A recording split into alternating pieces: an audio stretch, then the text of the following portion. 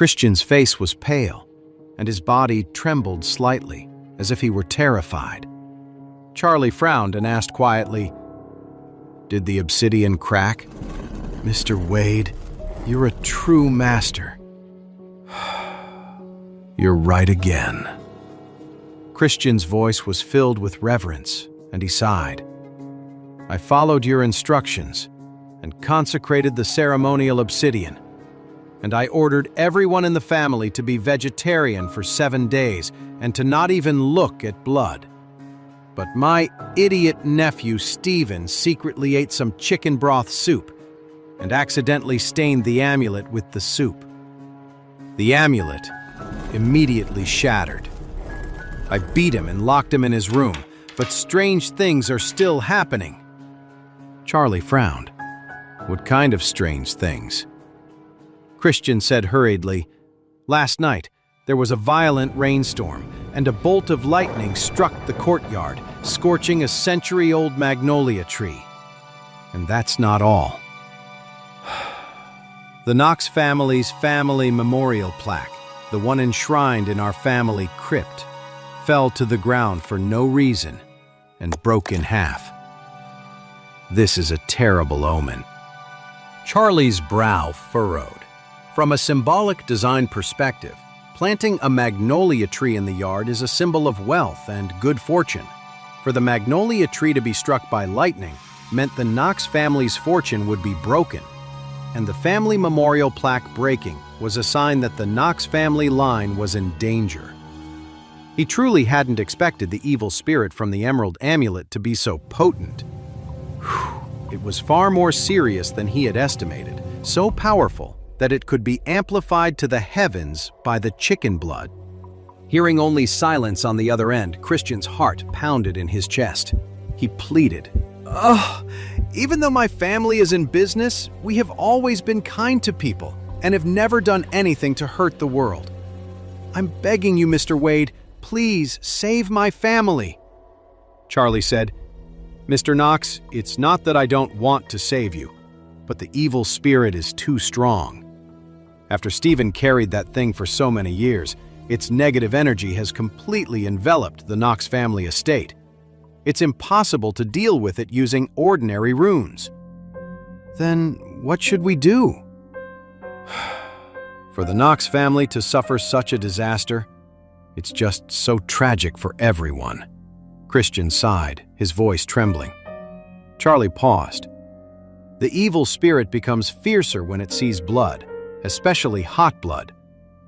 Now, to suppress such a powerful evil spirit, I'm afraid we can only borrow the power of a primordial artifact."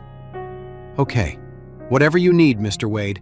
Even if it costs me my entire fortune, I'll get it. I'll get it, no matter what," Charlie said calmly.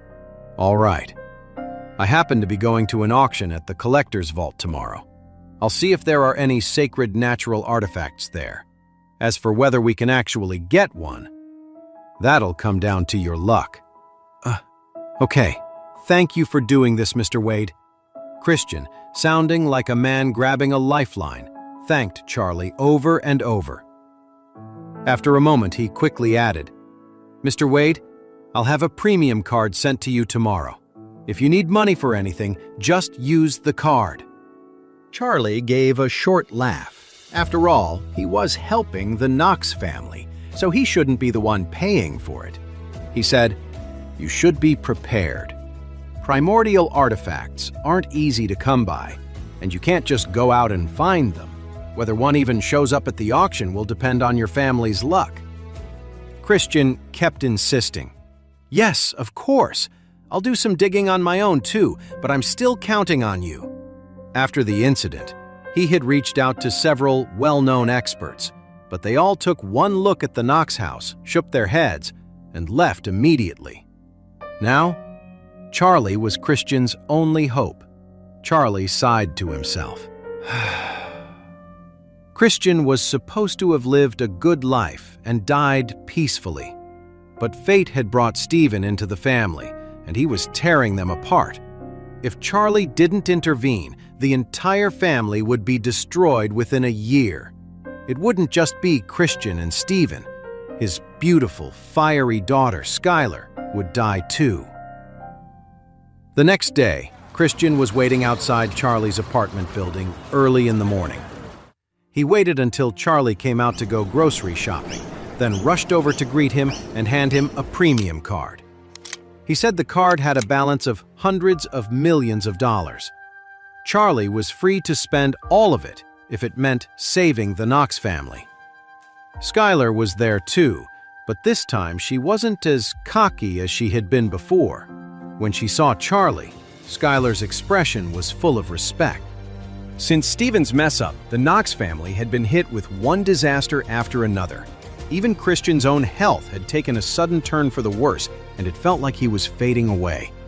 He now understood that the only person who could save them was Mr. Charlie. After handing the card to Charlie, Christian suddenly dropped to his knees. With tears in his eyes, he pleaded, "Mr. Wade, please save my family's life, no matter what it takes. It doesn't matter if I die, but my daughter is still so young." Skylar's eyes turned red, and she knelt beside him, crying as she said, "Mr. Wade, please save the Knox family. If it's possible, I'm willing to trade my own life for my father's."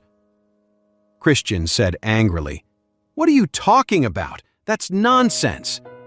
Charlie shook his head, feeling helpless, and reached out to help them both up. As he took Skylar's hand to help her, he felt her soft, smooth skin, which made him feel a little uneasy. After he helped them both to their feet, Skylar blushed, looking a bit embarrassed. Charlie said, "Don't worry, I'll do everything I can to make sure your family gets through this safely." The father and daughter were so moved that they looked like they were about to kneel again, but Charlie stopped them. Okay, kneeling out here in public isn't a good look. You two should go. I'll let you know as soon as I have any news." "Thank you, Mr. Wade." The father and daughter left, filled with gratitude. When Charlie got back home with the groceries, his father-in-law, Jacob, rushed over to him nervously. "Charlie, I just saw you outside talking to Christian Knox. Was that him?" "Yeah, he needed to talk to me about something." Jacob couldn't help but ask. He looked really upset. It didn't seem like good news. Did that fortune you told him last time cause some kind of problem? Jacob had been worried about this. He always had a feeling that Charlie was just making it all up. Charlie smiled and said, "Dad, Mr. Knox came to me for help. He wants me to get rid of some evil spirits at his house. He also gave me a bank card and asked me to see if I can use it at the auction tomorrow." Jacob stared for a moment, then said quickly, "How much did he give you?" Charlie said casually, "A few $100 million." "How much?" Jacob's eyes went wide. He was so shocked that he clutched his chest, struggling to speak, looking like he was about to have a heart attack. He grabbed Charlie's arm anxiously. "Charlie, you can't be scamming people. The Knox family gave you that much money. If something goes wrong, wouldn't they kill our whole family? Give the money back." "Dad, don't worry.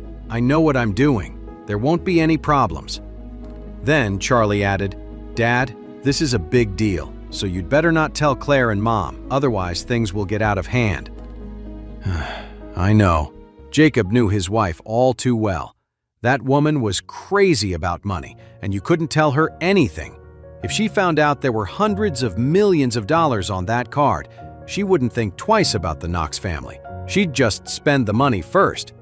That was hundreds of millions. When Jacob thought about that number, his heart hammered in his chest. He tried to talk some sense into Charlie for a while, but when he saw it wasn't working, he just slumped onto the sofa and sighed. He didn't believe for a second that Charlie had the ability to solve the Knox family's problems. Now, he was terrified that Charlie would just waste all their money and the Knox family would come to collect. All he could do now was keep a close eye on Charlie at the auction and make sure he didn't buy a bunch of random junk. If the Knox family got scammed out of that much money, wouldn't they come after them? Early the next morning, Charlie was getting ready to head to the auction. Because of the whole mess with the Knox family, Jacob was so worried that he hadn't slept well all night. He kept nagging Charlie about it in the living room. Charlie just gave him a few vague replies, then asked, "Dad, I heard there's a grand treasure at the auction at the collector's vault. Is that right?" "Yes," Jacob said, not sure why Charlie was asking. "I heard it's an incredibly valuable treasure, one of a kind." After he said that, something suddenly clicked. He quickly grabbed Charlie and said, "Listen, son-in-law, don't even think about bidding on the grand treasure. The starting price is in the tens of millions. We're just there to watch." Charlie knew his father-in-law was worried he'd used the Knox family's money, so he just smiled and said, "Dad, you're right." "Good," Jacob said. But he was afraid Charlie wouldn't let it go. He added, "Besides, even if you wanted to bid on it, you wouldn't stand a chance." "Why not?" "I was asking around yesterday. I heard that Owen Pierce from the Metaphysical Emporium is at this auction, and he's here specifically for the grand treasure." Charlie said in surprise, "The Metaphysical Emporium is here? Everyone's heard of that place, the Metaphysical Emporium. Its owner, Owen Pierce, is a famous energy consultant, one of the best in the country. A lot of celebrities in San Francisco have spent a fortune waiting in line just to get a consultation from him. If you want this energy consultant to even look at your floor plans, a single consultation isn't cheap. They all start in the 7-figure range. And if a celebrity wants to buy a magic weapon from the Metaphysical Emporium, it's even more expensive. But even though the Metaphysical Emporium's fees are insane, they say he's the real deal. It's all because of Owen Pierce's silver tongue. His predictions are supposedly spot on. He once told a reporter from San Francisco that 2 famous celebrities would get divorced this past November. At the time, the 2 stars had just gotten married. They seemed so in love that the whole country thought he was crazy for saying it. Then, come November, both celebrities posted on social media announcing their divorce. From then on, the reputation of the Metaphysical Emporium spread across the country, and people who wanted a consultation with the master were practically lining up around the block. When people in the entertainment industry mentioned Owen Pierce, they spoke with a sense of awe. The headquarters of the Metaphysical Emporium is in New York City, and the owner spent a fortune to buy an entire floor in Central Plaza, which just goes to show how deep his pockets were. It was a surprise that Owen Pierce would also be at the auction. It seemed like getting this treasure was a sure thing for him. So Charlie asked curiously, "What is this grand treasure?" "I don't know, but it doesn't matter. We can't afford it anyway." Jacob was still grumbling when Charlie's cell phone suddenly rang. He answered the phone and heard Warnia's voice. "Mr. Charlie, my car is parked outside your door. Let me give you a ride."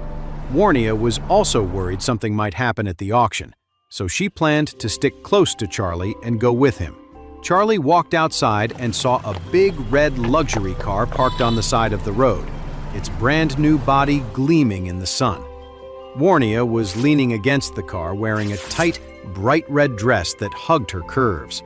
Her wavy, curly hair fell over her shoulders, and she had on a pair of sunglasses. She looked stunning. When Warnia saw the 2 of them come out, she took off her sunglasses and said, "Mr. Wilson, Mr. Charlie, I'm on my way to the auction at the collector's vault, and I'm here to pick you up." "Oh, it's Miss Smith." Jacob recognized her too and said with a flattered tone, "Miss Smith, you're too kind." "Haha, of course. You two, please get in the car." Warnia nodded politely and opened the door. Who would believe it? Warnia, the heiress of the Smith family, personally opening the car door for a live-in son-in-law.